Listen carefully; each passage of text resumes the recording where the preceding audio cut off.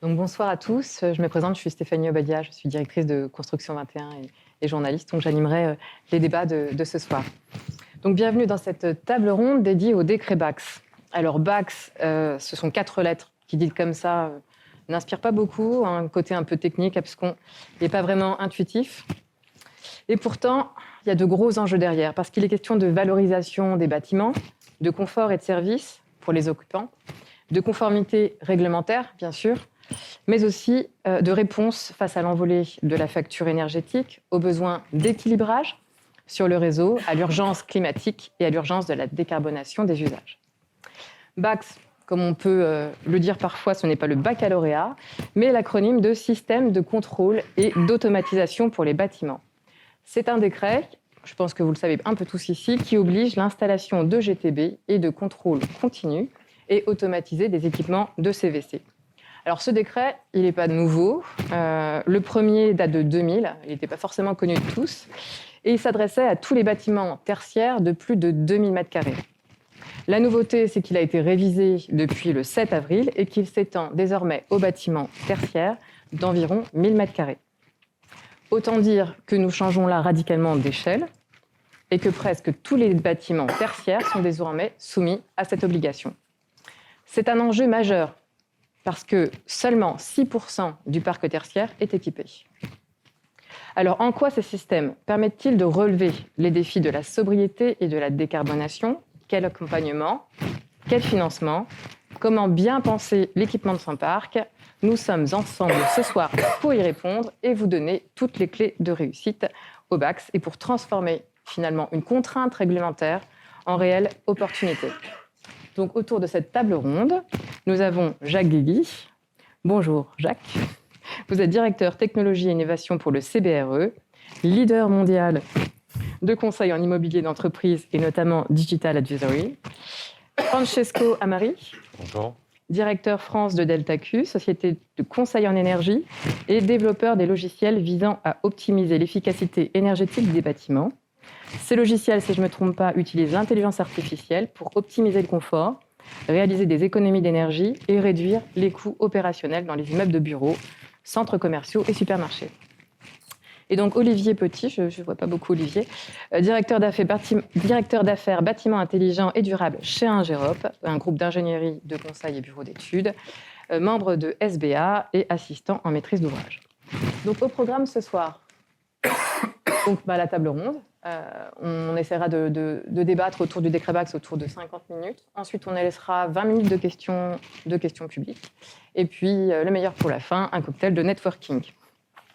Donc, on commence tout de suite parce que j'ai pas mal de questions. On a pas mal de sujets à aborder par les éclairages de Jacques et d'Olivier sur qu'est-ce que le décret Bax, version 1 et 2. Et voilà, si vous pouvez nous expliquer tout ça, les dates butoirs, quelques slides. Ça fait tousser apparemment. Ça peut. Donc c'est tousser, surtout quand on a les factures. Alors en fait, le décret Bax, on a fait une petite présentation sur une seule slide qui résume assez simplement les objectifs, qui est concerné, les obligations et la partie maintenance qui est toute nouvelle, qui permet donc de cadrer un peu, d'obliger un peu les gens à faire les choses correctement avec une périodicité. Donc je vous laisse lire un peu le résumé. Bien sûr, vous aurez accès à ces documents en ligne quand vous le souhaitez. La chose importante, c'est de bien regarder les puissances qui sont mises en jeu. Et en fait, on se rend compte qu'en 2027, 90 kW, c'est pas beaucoup. On va se rendre compte que beaucoup d'actifs seront concernés par ce décret. Et donc, on se rend compte aujourd'hui que beaucoup de clients sont très en retard. Voilà. Donc, j'enchaîne rapidement sur et la maintenance qui est les nouveau. 6 conseils. Alors, je vais laisser Sébastien. Bonsoir. Il fonctionne? Je ne sais pas. Oui, là, ça fonctionne. Oui. Bonsoir. Écoutez, en tant que président de la SBA, d'abord, je suis très fier de pouvoir intervenir dans cet événement, et un grand merci à CBRE, Ingérop, d'organiser ça. Et donc, au niveau de la SBA, on va dire au niveau plus national, on a travaillé déjà depuis un moment sur l'accompagnement de l'ensemble des acteurs par rapport à cette mise en conformité, mais aussi au-delà. Et donc, notamment, nous avons réalisé avec un de nos administrateurs, donc le JMELEC, le gouvernement et Construction 21, en début d'année, au printemps. Au printemps. Voilà, au printemps, on a organisé un grand événement à la Défense. Donc, ça a permis de faire le point à la fois sur les textes, mais aussi sur les valeurs ajoutées de ce fameux BACS pour aller beaucoup plus loin. Donc, sur le site web de la SBA, vous trouverez un lien qui est là. On a fait une petite infographie pour résumer un peu les 6 conseils pour réussir son BACS, donc sur lesquels vous pouvez vous référer. Et il y a également un lien sur toute la documentation que nous avions préparée ce printemps pour vraiment aller beaucoup plus dans le détail. Donc ça, c'est des ressources qui sont à votre disposition, que vous pouvez approfondir, télécharger, et vous retrouvez à la fois donc, les interventions officielles du gouvernement, mais aussi un certain nombre d'éléments sur le BACS comme bon point de départ, soit pour faire beaucoup plus de performance énergétique, soit pour améliorer beaucoup plus le confort des occupants, bien sûr avoir de la performance en exploitation, et puis développer des nouveaux services et usages. Donc on est vraiment sur la valorisation d'actifs, ça a déjà été dit, le smart building comme un élément de valorisation des actifs. Donc je vous invite à utiliser ces ressources qui sont à votre disposition. Merci Sébastien. On commence tout de suite par une première question. Est-ce que le décret BACS est une nouvelle étape vers la sobriété et la décarbonation ? Et puis, est-ce que, au-delà d'être une contrainte, est-ce une opportunité ? Francesco. Alors oui, c'est une opportunité puisqu'on sait tous qu'on a vraiment un défi énorme à relever puisque aujourd'hui 90% des bâtiments existants seront là en 2050 et il faut bien agir directement sur l'existant.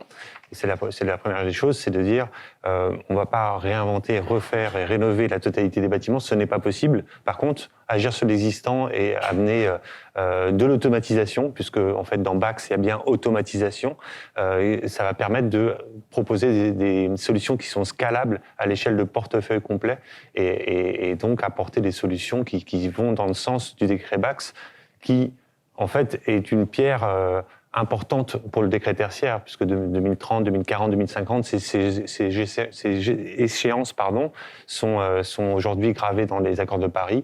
Et pour arriver à tenir ces échéances, le décret BACS est un outil formidable. Je crois que vous gérez et pilotez plus de 2 millions de mètres carrés de foncier, c'est ça ? Bâtiment, oui. Oui, de bâtiments. Et avec en moyenne une économie de consommation de 20%. Oui, ça c'est dû effectivement à la possibilité de coupler en fait de l'intelligence artificielle pour automatiser justement quelque chose que on ne peut pas demander à un energy manager d'être H24 derrière son écran à reparamétrer une GTB en continu. Et c'est effectivement ce que font nos technologies, de pouvoir arriver à piloter un bâtiment de manière prédictive en fonction des prévisions météorologiques. 20%, c'est déjà pas mal, on peut aller plus loin ? Alors oui, on peut aller plus loin, mais là, ça demandera effectivement une interaction avec le réseau, c'est-à-dire gérer l'effacement et puis gérer également le réseau interne. On sait qu'aujourd'hui, il y a une nouvelle norme qui est sortie sur les voitures électriques qui vont servir de batterie en mois de mars dernier. Et puis bien sûr, utiliser aujourd'hui un système EcoWatt pour l'effacement, mais bientôt on aura sans doute également des éléments d'information concernant les ENR qui sont disponibles et à quel moment. Jacques et Olivier, est-ce une opportunité ? Et comment transformer cette contrainte en opportunité, finalement ?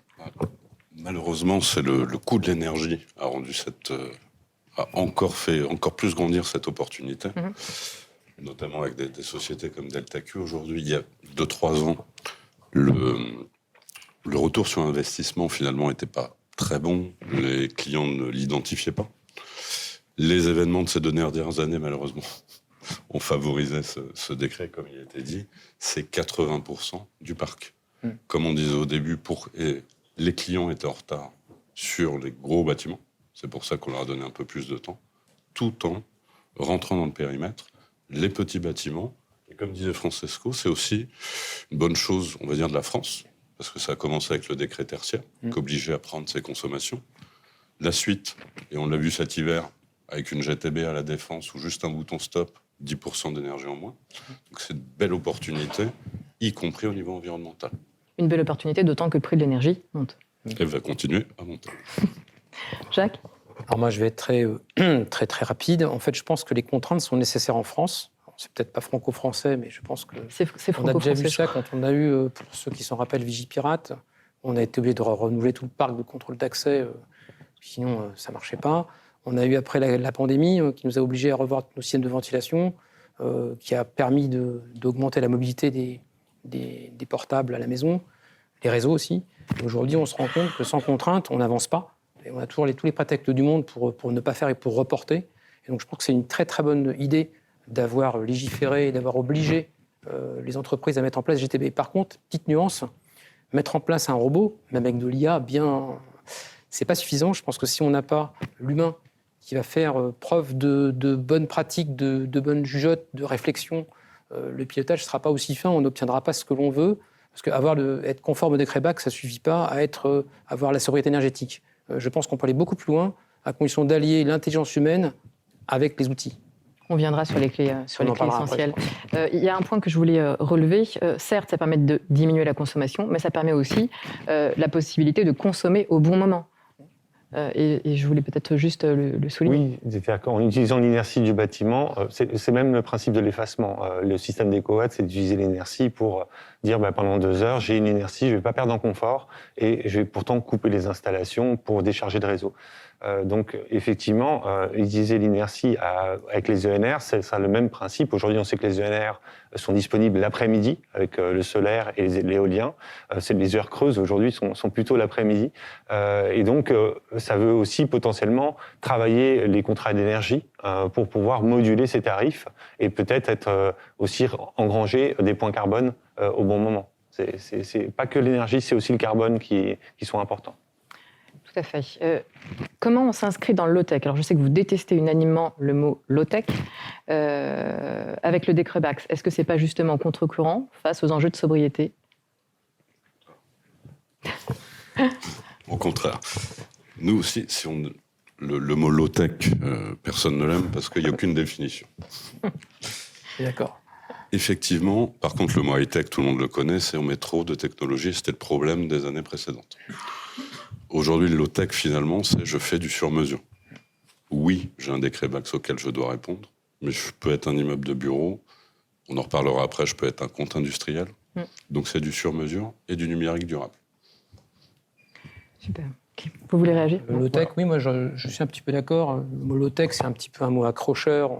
On vit à une époque de médias, une époque d'annonces. Moi, je suis plutôt pour le digital sobre, avec une empreinte carbone faible, en privilégiant le software, donc le logiciel, et en conservant, en faisant du réemploi sur le hardware.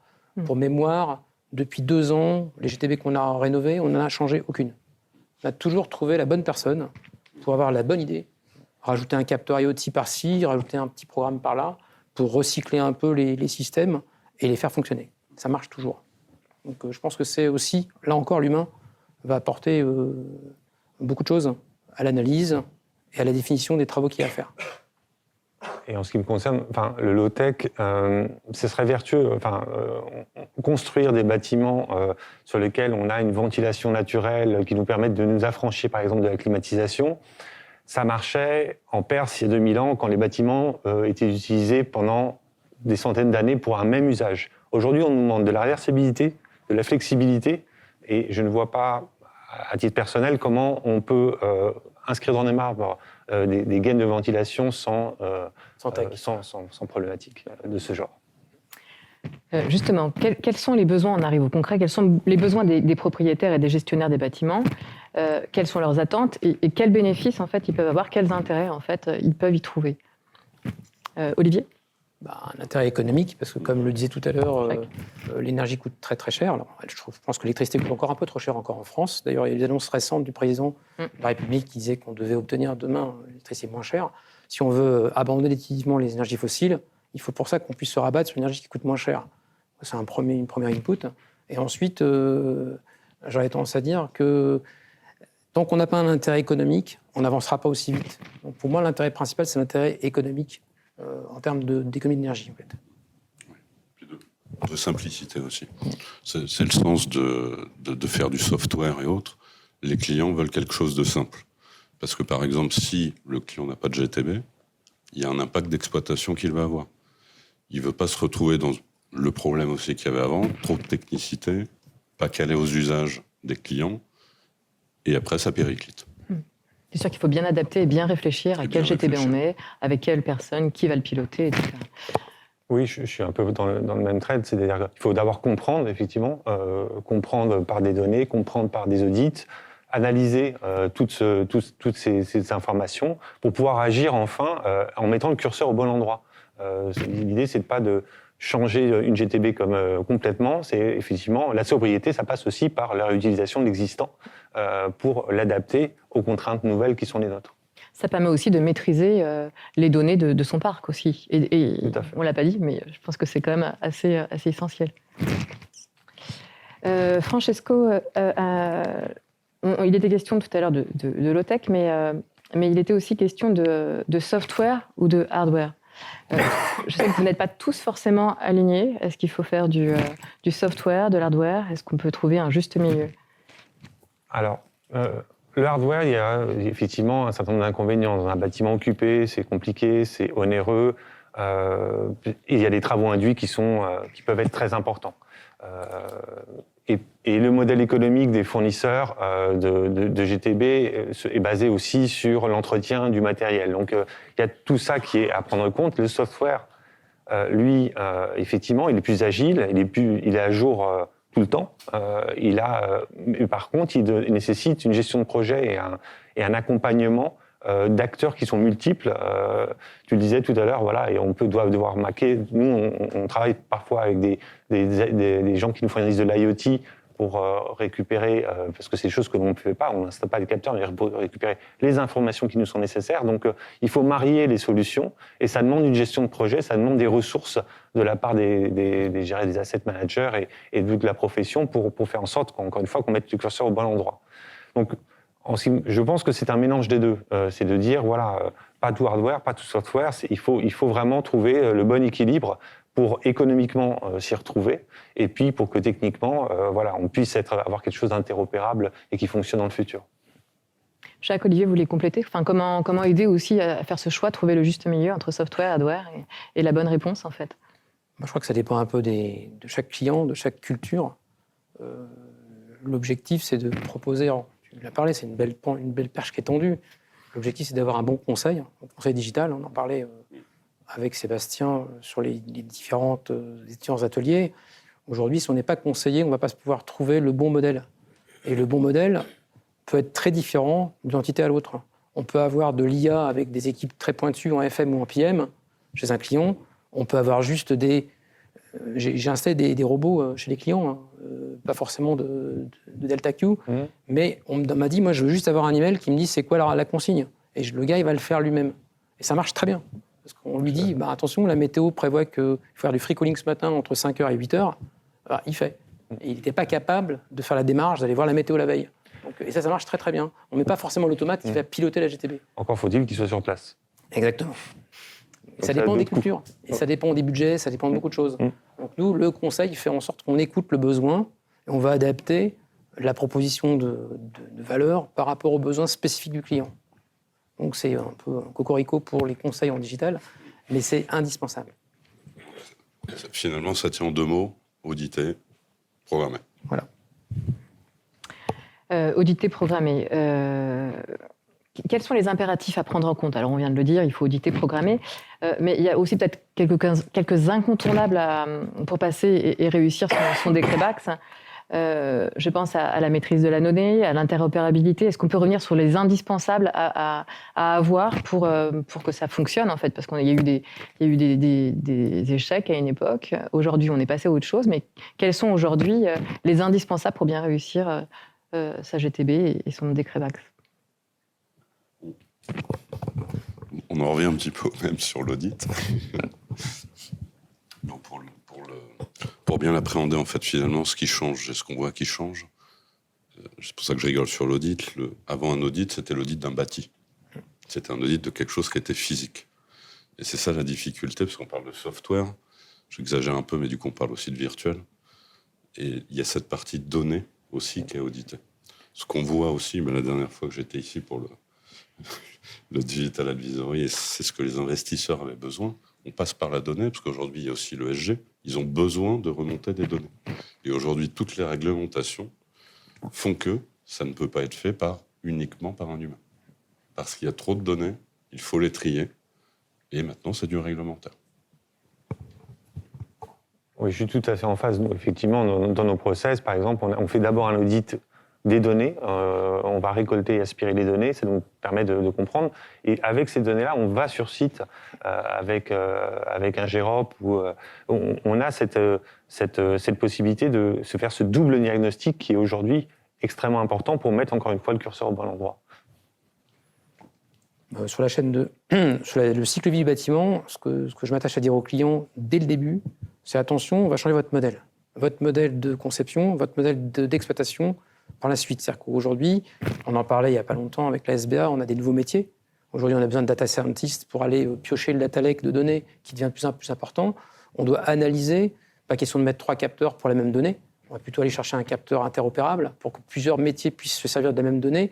Donc on a un métier qui va être généré par ces nouvelles technologies qui va permettre d'avoir de la donnée qualifiée. Il faut qu'on en parle un peu après. Mais ces données, elles sont hyper importantes parce que sinon, on n'est pas capable de poursuivre la trajectoire. On nous le demande, décret tertiaire, décret BACS. Et le prérequis, c'est de mettre un système complet. On ne peut pas se passer de matériel parce que sans capteur, sans actionneur, on ne peut pas piloter les équipements techniques. Une centrale de traitement d'air, c'est pas une ampoule qu'on pilote avec son smartphone. Donc c'est vraiment la même chose. Donc c'est pour ça qu'il y a des catégories de GTB qui sont préconisées. Mais l'analyse, le fameux audit, passe aussi par l'audit de la donnée et des audits de comment on va la qualifier, comment on va la protéger. On parle de cybersécurité aussi du bâtiment. Donc beaucoup de choses qu'on ignorait complètement avant. On parle de données, mais on ne parle pas de l'usager, finalement, encore.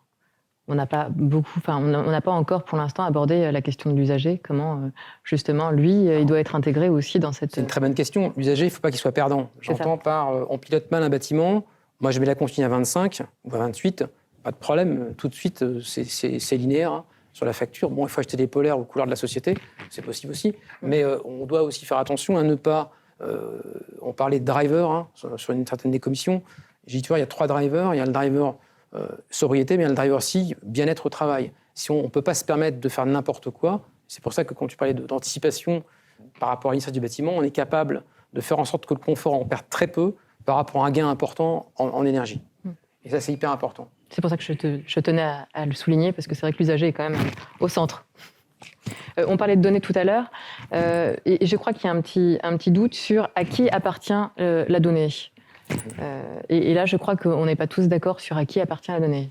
Alors, moi, ce que je comprends en lisant le décret BACS, très clairement, ce qui me concerne, c'est de dire, voilà, les systèmes appartiennent aux propriétaires et les données associées sont mises à disposition des gestionnaires.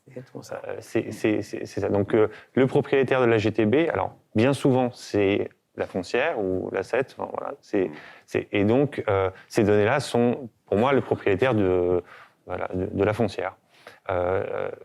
Il arrive bien souvent que les facility managers aient installé également des systèmes qui sont les leurs, qui sont des systèmes pour améliorer aussi leur gestion et qui récoltent de la donnée.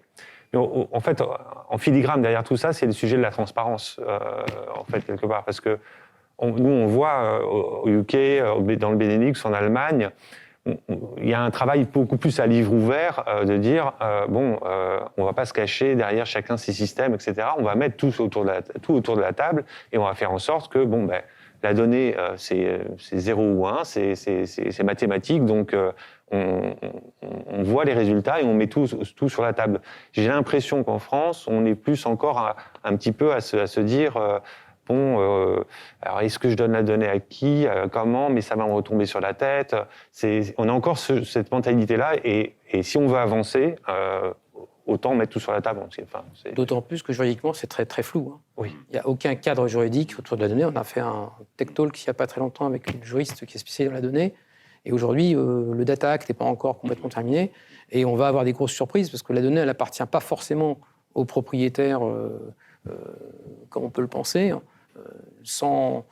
Quand on met un capteur d'occupancy, d'occupation d'un local, si personne ne rentre dans le local, il reste à zéro. Hein. Donc si la personne crée de l'activité, cette activité, on va dire, ça va générer des données. Mais est-ce qu'on a le droit de donner à tout le monde la donnée du locataire du 3e étage ? Ça, c'est une question qu'il faut se poser. Tout ça peut être bien pensé en amont, en fait. Voilà. Et en plus, ce que tu disais est vrai, mais beaucoup de foncières n'ont pas envie de donner les données parce qu'ils se disent si je commence à donner des données, qu'est-ce qui va se passer ? Donc ça change un petit peu. Il y a quelques foncières qui commencent un petit peu à changer de ton. Mais on va plus loin. Aujourd'hui, les clients utilisateurs avec lesquels on travaille sont de plus en plus demandeurs d'avoir un accès complet à la GTB sur leurs installations. C'est-à-dire qu'aujourd'hui, je caricature, on a un très bon FM qui se rend compte qu'il y a un mauvais PM sur un bâtiment. Il se passe quoi ? On a quand même un bail, on a quand même des loyers, on a quand même des engagements de température en hiver, en été. Si ce n'est pas respecté, il y a un problème. Donc il y a quelque chose à faire là-dessus. C'est bon pour vous ? On est tous d'accord ? Comment bien investir ? On a un petit peu évoqué tout à l'heure. Et quelles sont en fait les différentes options possibles ? Et avec quel retour sur investissement ? Parce que ça parle, le retour sur investissement. Et quelle valeur ajoutée ? Je fais un tour de table ? Alors, c'est cadré par le décret, je pense que tu peux... Oui, c'est vrai. Alors, pour bien investir aussi, parce qu'on disait tout à l'heure, il y a un décret, donc c'est encadré par un décret. Il y a le ROI, qui est, comme je disais tout à l'heure, assez facile en ce moment. Mais il y a surtout la suite. C'est bien de répondre à un décret, de mettre un système, mais ce qu'ils attendent, c'est de pouvoir utiliser ce système après, justement, pour les usagers. Et c'est là l'opportunité aussi du décret pour le bâtiment intelligent, c'est que ça vous intègre une maîtrise de la donnée, une plateforme, on va dire, d'automatisation. Et ce qu'ils veulent, c'est pouvoir, après l'upgrader, ou faire plus de cas d'usage, comme on disait, le confort, le bien-être au travail, le confort. Ils ne veulent pas investir pour de la tech, uniquement pour de la tech.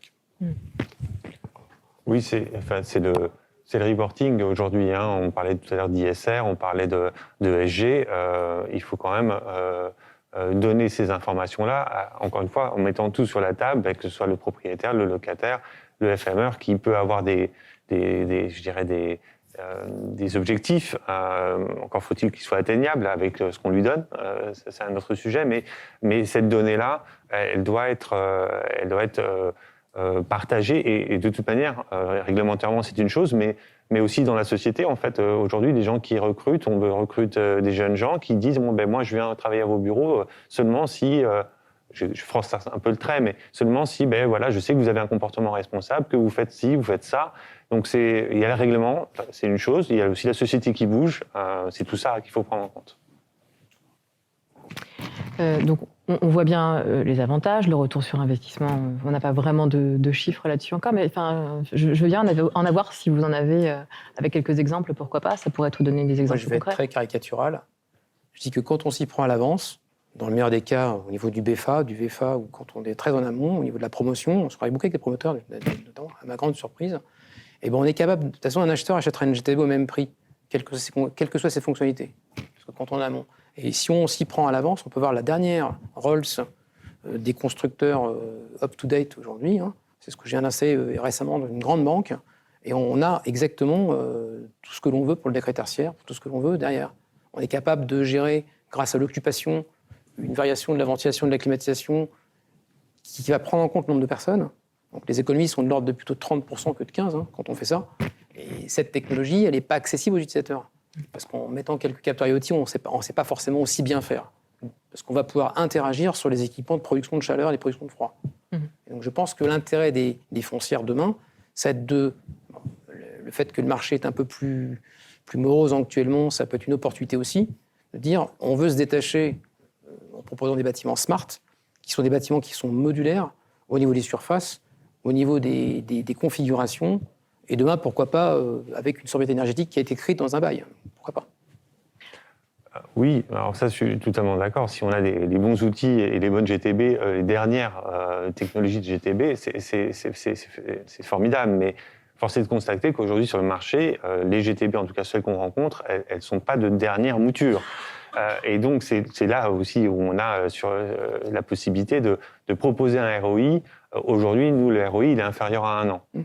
Donc, certes, et encore, il y a quelques mois en arrière, on parlait quasiment en semaine. Hein. Donc, ça peut aller très vite. Mais donc, s'il faut lancer un chiffre comme ça, c'est celui-là que je donnerais pour pouvoir upgrader avec du logiciel des GTB qui sont vieillissantes sans avoir jeté bébé avec l'eau du bain.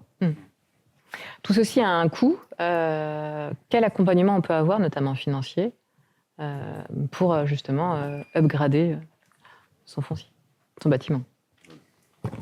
L'un des plus gros accompagnements financiers était les C2E, qui ont été encore reboostés jusqu'à la fin de l'année. Après, on en revient sur la programmation aussi, pour aller chercher du ROI là où on peut, en minimisant les travaux, en ayant vraiment une réflexion en amont, comme disait Jacques. Et ça enlève déjà beaucoup de problèmes. Un problème dont on n'a pas encore parlé, c'est la formation. Parce que c'est bien beau d'avoir tout ça, mais est-ce qu'on a suffisamment de personnes formées pour gérer... Ça fait sourire à tout le monde. Mais oui. Oui. Et comment on fait? En fait, il nous manque des personnes. Il manque surtout des personnes formées et des personnes qui savent exploiter. C'est le sujet qu'on est tous en train de vivre avec les premiers bâtiments qui ont été livrés, on va dire les bâtiments livrés, où au bout d'1 ou 2 ans, ça commence à devenir dur si l'exploitation n'est pas persistante. Et ça, c'est vraiment une demande des clients aussi. C'était le sens de la simplicité aussi du départ. Parce que là, il y a un ROI, mais qui peut dériver vite sans une bonne exploitation maintenance. On le voit chez les clients chez qui on intervient lors des phases de travaux. On commence à la conception, on nous demande de continuer sur toute la partie travaux, suivi des travaux en réalisation. Et maintenant, on dit le bâtiment, il est smart. Je suis désolé, mais on n'est pas prêt. Donc, on leur vend du Smart FM. On va former les équipes pendant 6 mois, grosso modo, c'est à peu près le timing, pour leur apprendre à manipuler le bâtiment, pour les mettre en relation avec les constructeurs, pour changer le métier. On va poser la clé à molette, je caricature, et on prend la souris.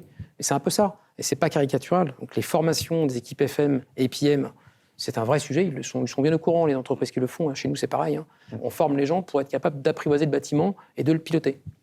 Je suis tout à fait. Dans une autre vie, j'ai été promoteur. On livrait les bâtiments. Il fallait avoir fait Polytechnique pour comprendre une GTB.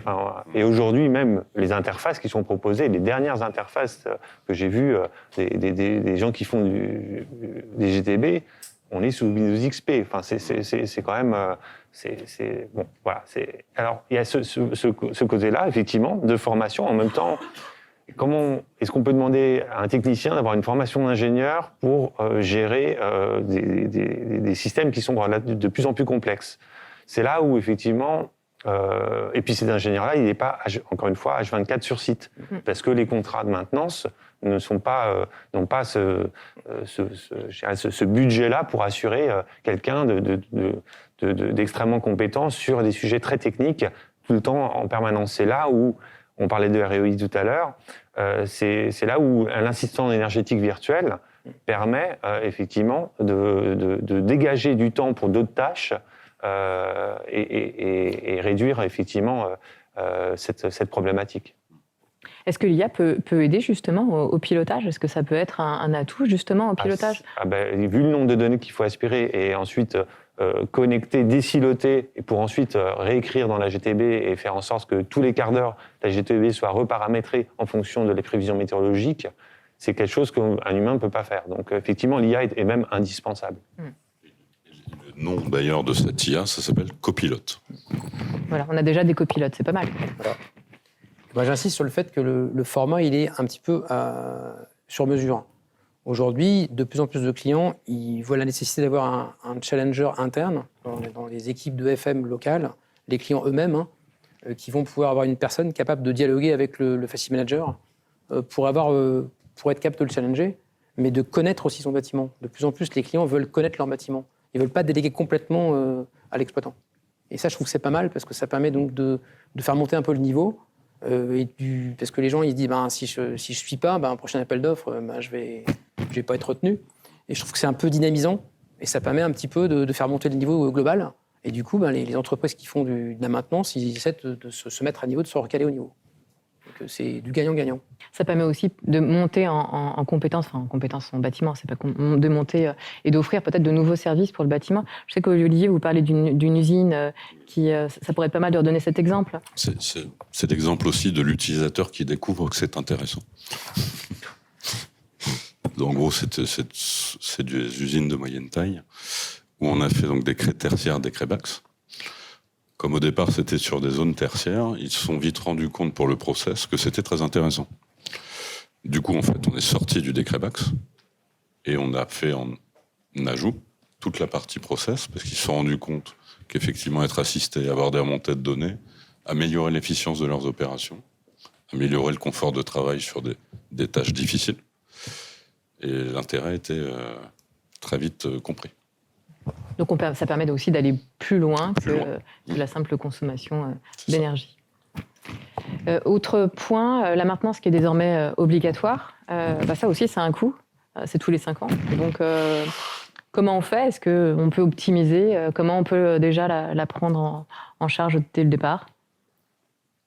Ça vous laisse perplexe? On va dire que c'est indispensable. C'est indispensable, oui. De l'imposer, c'est encore mieux, parce qu'en fait, il y en a plein de gens. Le cycle classique qu'on connaissait avant, c'est qu'on met un capex, on investit, et stop, on arrête complètement. Donc, comme les systèmes ne sont pas trop basiques, pendant 2 ans, il ne se passe rien. Donc les gens ils disent, vous voyez, j'ai bien fait, j'ai économisé tant d'argent. Au bout de 3 ans, ça commence à déconner. Et au bout de 5 ans, c'est en panne. Donc c'est assez classique. Donc en plus, je crois que c'est ce qui est dans le décret, c'est 5 ans. Oui. 2 ans sans fait de modification. Donc en fait, c'est très bien. Je trouve qu'on est obligé de le faire parce que ça va permettre de dynamiser aussi le métier, d'emmener un peu de business pour les gens qui font de la maintenance et leur donner les capacités à se mettre à niveau. Donc je pense que c'est plutôt positif. Ça recrée le besoin de commissioning aussi. En fait, ce n'est pas vraiment que de l'exploitation maintenance, mais c'est avant de livrer, je commissionne et je vérifie bien. Ce qui était encore une fois la problématique des 10 dernières années. On installe, on livre, il n'y a personne qui a vraiment vérifié exhaustivement. Et ensuite, c'est la liste des problèmes jour après jour. Ce qui permet de transférer vers l'exploitation maintenance. Et ce qui se développe un petit peu aussi autour de ça, c'est qu'effectivement, il y a besoin de former. Et aujourd'hui, il y a un problème d'offre de formation. Comme disait Francesco, il y a aussi le bassin d'emploi. Il n'y a pas d'offre de formation. Même pour des sociétés comme la nôtre, trouver des bonnes formations pour des ingénieurs en bâtiment intelligent, il n'y en a pas. Non, pratiquement pas. Ou c'est des modules très courts qui donnent juste un vernissage technique. Donc se crée cet accompagnement aussi du FM. Exactement. Mais en n'étant pas trop intrusif, c'est vraiment que du conseil, c'est on crée des procédures, on suit ces procédures, on l'accompagne. Et effectivement, ça pousse aussi vers le haut. Et ça fonctionne très bien quand on investit. Moi, j'ai monté le FM avant le commissioning. Alors, c'est une méthode, hein, et on le fait participer au commissioning. C'est-à-dire qu'en gros, si tu veux pas une liste de 350 GPA, il faut garantie de parfait achèvement pour ceux. Il faut que tu fasses un commissioning fin pour qu'on ait tout réglé avant qu'on te donne les clés et qu'on s'en aille. Et ça marche très bien. Du coup, ils comprennent comment ça fonctionne. On a encore le constructeur qui est sur le terrain. Ça aide. Et quand tout est terminé et que c'est commissionné, en général, on a 80% de problèmes en moins. Donc, par contre, c'est une phase qui est longue, beaucoup plus longue parce qu'ils ne faisaient rien avant. Donc c'est facile. Hein, donc c'est une phase qui est longue, mais c'est intéressant. Parce que c'est très... Ça fait monter le niveau et ils sont très preneurs. Les mainteneurs sur le terrain, ils ont envie d'apprendre. Il ne faut pas penser le contraire. Hein. Tout à fait. C'est la clé, en fait. C'est vraiment c'est de la conduite de changement, mais qui doit être souple. Et la maintenance tous les 2 ou 5 ans permet aussi peut-être de revoir sa GTB, de la revaloriser. Est-ce qu'on peut en profiter justement pour remettre à niveau ou revoir les besoins? Alors, nous, avec la surcouche logicielle, on la met à niveau en permanence. Enfin, elle est mise à jour automatiquement. Donc ça, c'est un premier point. Ensuite, je reviens sur effectivement l'accompagnement du Facility Manager. Dans nos process aussi, c'est clé. On accompagne. D'abord, il y a l'acceptabilité. La première chose, c'est l'acceptabilité, parce qu'on arrive avec en ce qui nous concerne, une technologie qui peut faire peur dans un premier abord. Ensuite, c'est effectivement la formation, l'explication, et ça de manière relativement récurrente, au moins sur la première année, pour faire en sorte qu'il se saisisse effectivement des outils qu'on lui donne et qu'il fasse en sorte que ça l'éclaire sur le temps qu'il gagne à utiliser nos technologies. Je voulais aussi vous poser la question, puisque ok, on est parti sur le décret Bax, etc. Mais est-ce que finalement le décret il est peut-être à minima? Est-ce qu'on peut aller plus loin? Est-ce qu'on peut envisager les besoins futurs, comme les bornes de recharge électrique, on en a parlé tout à l'heure? Est-ce que c'est pas justement l'occasion de devancer et d'aller plus loin dès le départ? Alors oui, on peut aller, nous, notre R&D est branché, regarde sur l'interaction réseau, donc extérieur ou intérieur, parce qu'on a des réseaux, ce qu'on appelle réseaux privés, c'est-à-dire les panneaux photovoltaïques, les éoliennes, les batteries, que sais-je. Donc il y a un jeu à réaliser. Pour aller plus loin, je serais tenté je repense au livre de Jeremy Rifkin, qui est la 3e révolution industrielle, et de dire, effectivement, un jour ou l'autre, on va pouvoir connecter les bâtiments, il y aura des échanges d'énergie, et chaque bâtiment va produire son énergie, et on aura moins besoin d'énergie de production centralisée. Mais ça, j'aimerais bien le voir de mon vivant. Je ne suis pas sûr que ça se passe, mais voilà, ça va prendre du temps. On prend le chemin, en tous les cas. Oui. Non, mais c'est le modèle. C'est clairement ce qu'on voit. C'est clairement ce qu'on voit à moyen terme. Parce que là, j'ai plus le nom du décret, mais même l'État est en train d'imposer la flexibilité énergétique. Et c'est d'ailleurs le sens des annonces d'Emmanuel Macron. On ne va pas baisser le coût de l'énergie en baissant les salaires chez Enedis. On va baisser ce coût d'énergie avec les énergies renouvelables, avec la mutualisation. Finalement, ce qu'on est en train de dire, c'est comme beaucoup de choses, c'est on est dans l'ère, en gros, de la convergence. Et chacun n'a pas besoin de sa voiture aussi, c'est pareil. De la convergence et de l'intelligence. Et de l'intelligence collective. Pour finir, je vous avais demandé de préparer chacun 2 clés de réussite. Donc, moi, Jacques, deux clés de réussite. Moi, j'aurais tendance à dire, la première clé de réussite, c'est l'humain. Parce qu'en fait, il ne faut pas oublier que le robot a été inventé par un humain et pas le contraire. Donc c'est le premier point. Et le second point, c'est anticipation, en prenant le projet le plus tôt possible, avec un ROI qui sera beaucoup plus faible quand on commence très tôt par rapport en ayant le bon conseil pour démarrer le projet de convergence digitale le plus tôt possible. Avec 2 clés. Olivier? Ça serait programmé et accompagné, en gardant en tête le numérique durable. Et Francesco? Et moi, il y a un côté données, désiloter la donnée, la rendre interopérable, bien entendu, et historiser, parce que c'est en ayant cette masse de données-là qu'on pourra effectivement affiner encore un peu plus les modèles numériques des bâtiments qu'on produit. Et puis, voilà. Super. Vous êtes finalement tous complémentaires et puis on a mutualisé nos compétences. Merci à vous. C'est bon pour cette table ronde. On peut passer aux questions. J'imagine que vous avez peut-être plein de questions. Merci en tous les cas.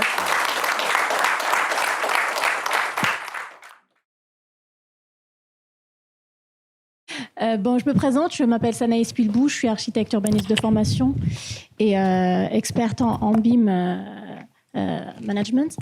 Ma question, ça consiste à la première intervention, quand vous avez parlé, Monsieur Amari, sur l'audit au départ, oui, avant d'intervenir.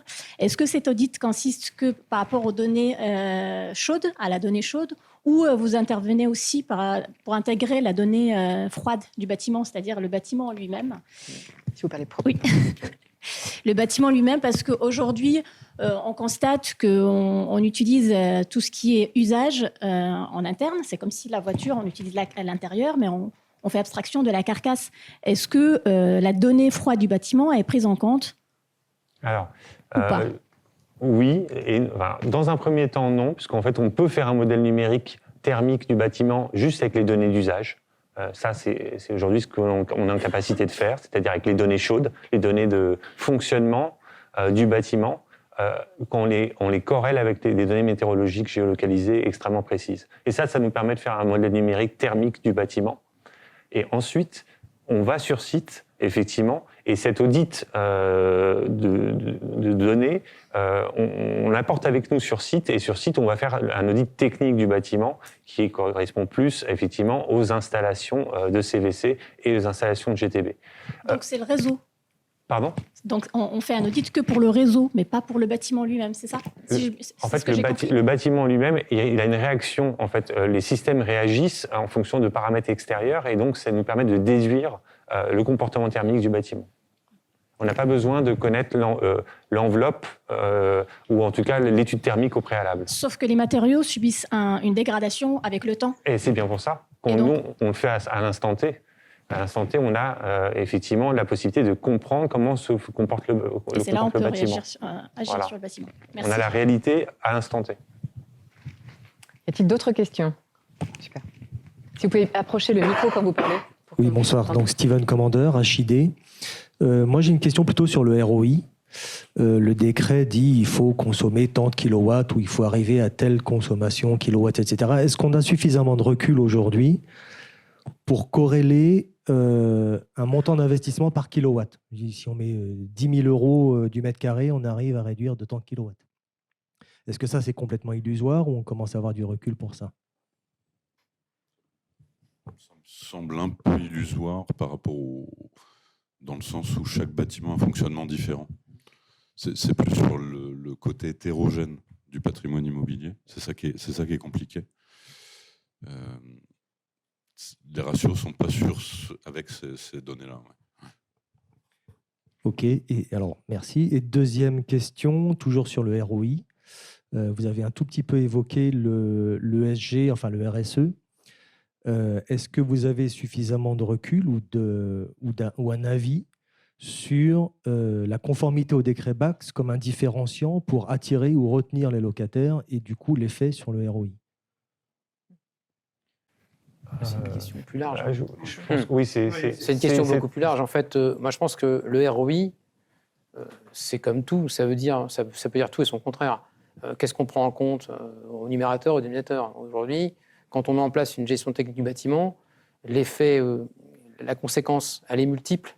Les conséquences sont multiples. On va d'abord, déjà, répondre au décret BACS, donc on va être conforme.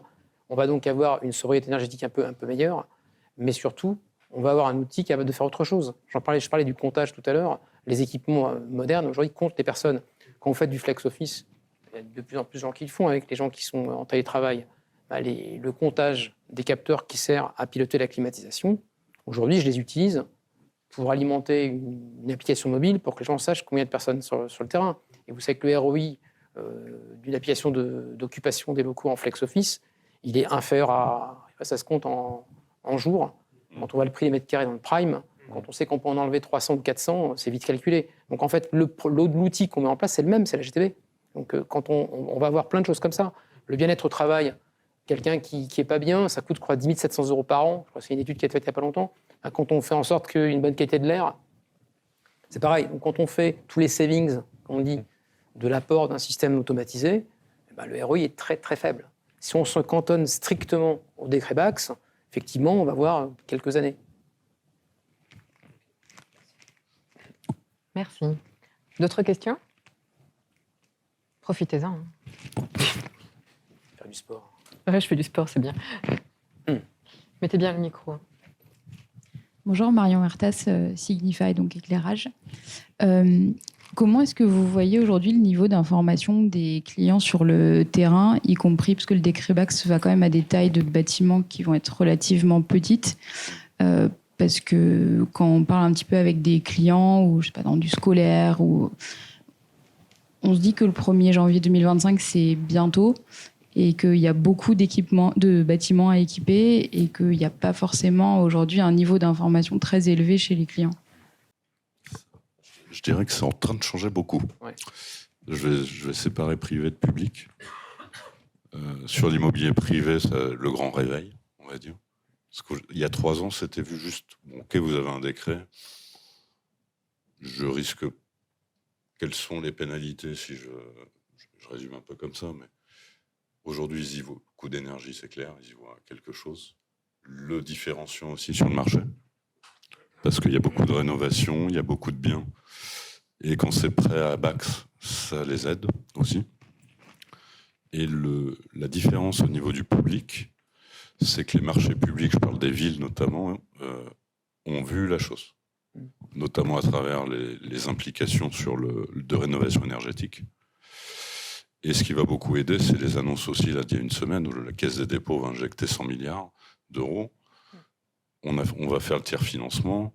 Il y a des sociétés d'économie mixte qui sont créées pour le faire.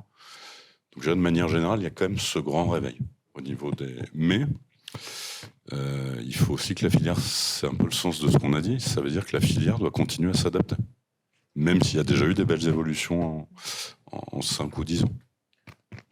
Mais je vous rejoins juste sur une chose. Je discutais avec la région Île-de-France et ils me disaient, en fait, nous, nos collèges, ils n'ont pas de GTB, quoi, en fait. Donc 95% de leurs collèges n'ont pas de GTB. Oui, j'ai fait les mêmes yeux. Donc il y a tout à faire, en fait. Voilà. Et c'est pour Il y a effectivement... même des anecdotes, pendant la pandémie, ils avaient eu l'idée, certains collèges avaient l'idée de mettre des capteurs de CO2. Au bout de 15 jours, ils ont enlevé la pile, parce qu'en fait, ils se sont rendus compte que finalement, ils ne sont pas du tout équipés. Ça fait sourire, mais c'est du vécu. Hein. Ils ont enlevé, parce qu'en fait, ça sonnait tout le temps. Ils se sont rendus compte que la ventilation dans les établissements scolaires, c'est on ouvre les fenêtres. Donc, vous imaginez quand il fait -3 dehors.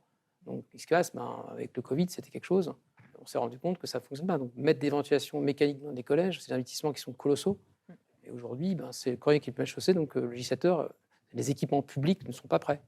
Donc, beaucoup d'appels d'offres publics sur les GTB d'ailleurs en ce moment. Il y a un grand plan école. Il y a le grand plan école. La question, c'est est-ce qu'on arrivera à suivre pour les installer? C'est la grosse question. Bonjour, Jonathan Castel, Cameo Énergie, un mandataire C2E, donc sur le ROI. On aura quelques discussions si vous le souhaitez. Mais aussi, on a relancé la commission finance et assurance avec la SBA, qui avait besoin, parce il faut parler des moyens. Moi, j'avais juste une question, parce que c'est un sujet qu'on a discuté lors de la commission, qui était l'interaction bailleur-locataire. Et notamment au niveau incitation. Quand on est bailleur, on n'a pas intérêt à faire des travaux, même s'il y a un ROI qui est faible, parce que ça va coûter.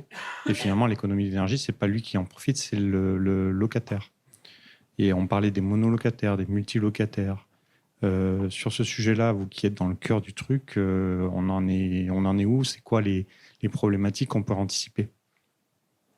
Alors, les bailleurs, enfin, de mon analyse, les bailleurs se rendent compte, ou commencent un petit peu à se rendre compte que en fait, la valeur de leurs biens va chuter de manière drastique dans les années qui viennent s'ils ne s'équipent pas. Donc, après, c'est la balance de dire, bon, effectivement, il y a un investissement, mais pour éviter de tout perdre, ça vaut peut-être le coup de faire cet investissement.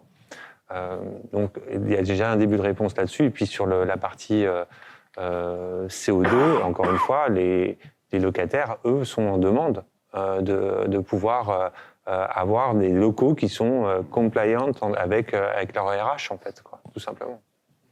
Donc, il commence à y avoir une prise de conscience, mais peut-être, pour nuancer mon propos, que sur les petites surfaces, effectivement, de 1000 m² et plus, c'est un peu plus compliqué à mettre en place. Et juste une autre question au niveau du rythme d'avancée aujourd'hui. Pareil, au global, on parlait dans 6% du parc qui est installé, c'est ça, je ne me trompe pas. Et le rythme, là, on a passé à quoi à peu près Il y avait besoin du grand réveil. Ouais. Non, il y a eu, je crois. Ouais. On ne peut pas dire que ça a beaucoup décollé. Et puis avec la bonification, il y a plein d'attentisme franco-français. Justement, on attend la dernière minute, le 31 décembre, pour signer. Ouais, d'accord. Il y aura une prolongation. C'est classique. Hein. C'est comme les zones de faible émission. C'est pareil. C'est pareil. Donc, Oui, bonsoir, Yves Thuette de l'Alliance immobilière pour la convergence numérique. Enfin, je voudrais juste commenter ce qui vient d'être dit là, à propos du rythme auquel les gens investissent. À la conférence du Gimelec, le DG de SPI disait voilà, il y a moins de 30% des GTB qui sont installés, qui sont toujours qui produisent la valeur qu'on attendait d'elles. Et je pense qu'il faut comprendre les gens qui mettent des capex. Si c'est pour avoir une pérennité de ce type, on peut comprendre qu'ils hésitent. Et je pense pas que c'est parce qu'ils soient français ou qu'ils soient pas pressés ou quoi que ce soit. Enfin, moi, je mets pas d'argent si je sais qu'au bout de 3 ans ou 5 ans, en fait, ce que j'ai produit, ce que j'ai acheté, les capex que j'ai mis, j'ai pas la conformité, j'ai pas la répartition des charges, etc. Donc, vous en avez parlé, le sujet du recommissionnement, en fait, il est clé. Dans tout ça. J'ai une question, en fait, c'est sur l'intégration des acteurs, c'est-à-dire que le recommissionnement dont vous parlez, ça m'a l'air d'être un processus pas hyper digital, on va dire. C'est-à-dire que on fait un audit de temps en temps. La réglementation dit c'est tous les 5 ans ou tous les 2 ans, je sais plus, quelque chose comme ça. Qu'est-ce qui se passe entre les 2 ans et les 5 ans en fait, si c'est que des audits, comment est-ce que vous voyez l'intégration des acteurs pour que le recommissionnement soit plus digital que ça? Est-ce que l'avis des 3 types d'acteurs en fait entre CBRE, Agérop et Francesco Delta? Alors, en fait, 2 ans, 5 ans, c'est, je dirais, un maximum. Nous, les données, elles sont disponibles sur un dashboard des foncières qui nous font confiance, 24 heures sur 24, 7 jours sur 7. Donc, en fait, les données relatives aux consommations des appareils, de CVC, aux performances des installations sont disponibles en permanence. C'est que, je dirais, quand on détecte un problème avec nos systèmes, que là, effectivement, il y a une action qui est menée par le Facility Manager. Mais, ces informations-là, en tout cas, elles sont disponibles sur des plateformes, quoi qu'il arrive. Mais elles sont produites, mais est-ce qu'elles sont consommées par ceux qui doivent, mettre à jour un actif numérique pour produire les données, en fait, tout le monde produit des données, mais c'est consommer qui est plus dur, en fait, en général. Donc, est-ce que celui qui doit intégrer le changement de configuration ou le changement de paramétrage le fait de manière idéalement automatisée? Est-ce que vous voyez quelque chose là-dessus ou pas trop? En paramétrage, on ne voit pas trop. Par contre, vous avez pointé au départ le bon sujet, c'est qu'effectivement, c'est aller vers le digital. Même en commissioning, on vérifiait surtout du physique, du très physique. Et là, ce qui change, mais même, et c'est un peu le sujet avec les entreprises qu'on a en face de nous, c'est que très peu ont cette culture, justement, du commissionnement digital.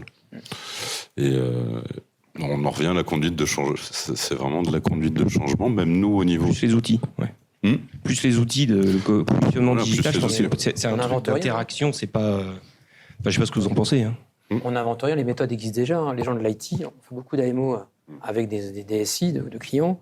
Quand on fait de la cybersécurité, l'IT sait déjà faire du commissioning comme ça. Donc on s'inspire de méthodes informatiques, on les transcrit sur le bâtiment et ça fonctionne très bien. On n'a rien à inventer. Donc, mais pourquoi ça se fait pas? Parce que c'était la rencontre du monde de l'IT et du bâtiment qui a été assez longue. Mais là, on commence à s'entendre. D'accord, merci. Non, c'est pas, je le dis mais très sérieusement, parce que c'est un modèle hybride en fait. Et c'est vrai que l'IT est venu vite pour le monde du bâtiment, qui était bien installé, mais on voit la différence. On commence à percevoir la différence. Et vous avez vraiment pointé ce qui n'est pas évident. Je crois que je vais te changer de micro. Je vais te donner celui-ci et je vais prendre celui-là. Je crois. Il y a une question là. Merci. C'est tout bon? Oui. Ouais, c'est tout bon. Donc, Raoula Mengad de la société Wavestone.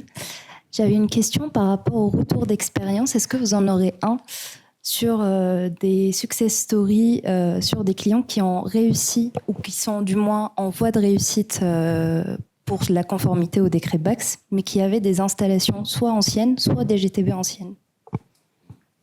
On a plein, bien sûr. Bonne chance. C'était en fait l'exemple que j'ai pris en usine, qui est dans le sud-est de la France. Et avec ce client-là, on a fait plusieurs zones en France où on a plusieurs cas, justement. C'est les 3 cas, finalement, qu'on a. Pas de GTB. Deuxième cas, c'est GTB vétuste. Et le 3e cas, c'est bonne surprise. Le GTB qui vient d'être fait. Donc c'est les cas, je pense, en 2024, dont on va entendre parler aussi. En termes de faisabilité, ça a nécessité de refaire la GTB, de refaire les installations? Non, ça dépend. Comme a été dit tout à l'heure, il y a beaucoup de cas où il n'y a pas à refaire. Okay. On rajoute. Alors, c'est un peu la réponse de tout à l'heure. Le décret BACS, finalement, c'est une infrastructure sur laquelle, après, vous allez pouvoir faire évoluer en ajoutant tous ces objets connectés ou autres qui correspondent ou des softwares qui correspondent à des cas d'usage.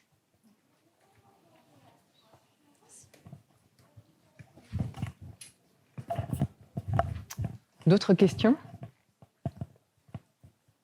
Oui. Je vais essayer de passer par là. Bonsoir, Avis Lévy, meilleur habitat de France. Après, il y a aussi la question pour les bâtiments déjà vétustes qui concernent quand même une grande partie du parc, qui ne peut pas forcément être équipé en GTB ou avec vraiment un prix exorbitant. On a eu le cas, par exemple, de centres d'affaires avec 500 ou 600 têtes thermostatiques à changer pour être en catégorie A. C'est assez compliqué. Comment on peut répondre à cette problématique ?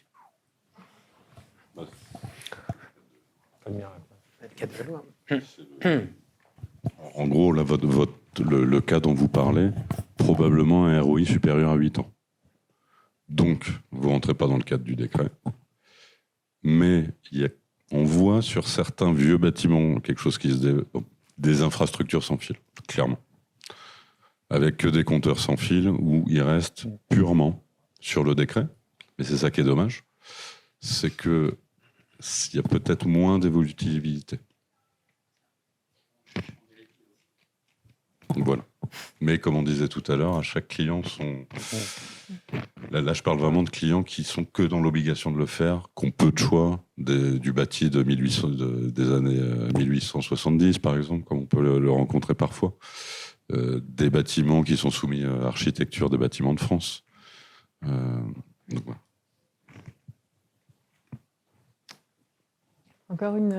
Encore une ou deux questions ? Oui, j'arrive. C'est bien, je fais du sport. Oui, vous disiez justement, ça va être une infrastructure, on va ajouter un certain nombre d'objets connectés.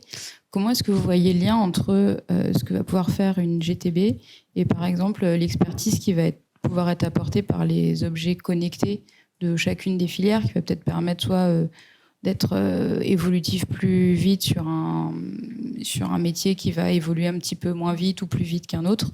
Comment vous voyez cette complémentarité entre la partie connectée de certains métiers et ce que peut faire la GTB ?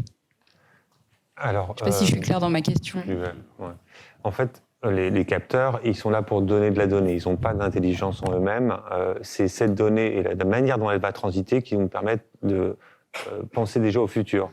Et c'est donc d'abandonner des protocoles propriétaires qui étaient bien souvent fournis par les installateurs de GTB, qui verrouillaient tout, pour passer vers des protocoles informatiques tels que BACnet IP, par exemple, qui permettent de vous lire la donnée, la gérer, écrire la donnée, et faire en sorte que ce soit l'interopérabilité, cette interopérabilité soit possible aujourd'hui, mais aussi demain. Donc c'est effectivement l'arrivée du mode de l'informatique sur des systèmes qui permet cette compréhension un petit peu des directions informatiques sur des systèmes qui étaient bien souvent propriétaires et qui aujourd'hui sont forcés de s'ouvrir par le marché. Pour compléter, des gros constructeurs, comme un constructeur français, où il y a tous les gros constructeurs électricité, on peut les citer, les Siemens, les ABB, les Schneider, ont des passerelles LoRaWAN avec tous les réseaux de l'IoT, parce qu'ils ont vu le truc arriver. S'ils n'ont pas les passerelles, les gens vont mettre des équipements tiers et ils vont se détacher complètement de leur système. Donc aujourd'hui, on a cette interopérabilité qui est possible. Et quand on trouve un produit d'un des grands constructeurs, on est capable de dire, moi je vais rajouter mes capteurs, on ne prend pas les tiens, parce qu'on veut un produit plus ouvert, et ça fonctionne. Donc c'est en train de se faire. Encore faut-il connaître les produits. Donc le conseil, c'est indispensable à ce niveau-là. Ça va devenir, on parlait du Data Act, voilà. Mais l'ouverture des systèmes, il va y avoir un pourcentage obligatoire pour chaque système et réglementé par une réglementation européenne. Donc tout le monde s'y prépare gentiment ou pas. Est-ce qu'on prend une dernière question ? De toutes les manières, il y a le cocktail de networking juste après, donc vous pourrez peut-être continuer et poursuivre les échanges. Si c'est bon pour vous, je voulais vous remercier pour vos interventions, pour les réponses. Merci.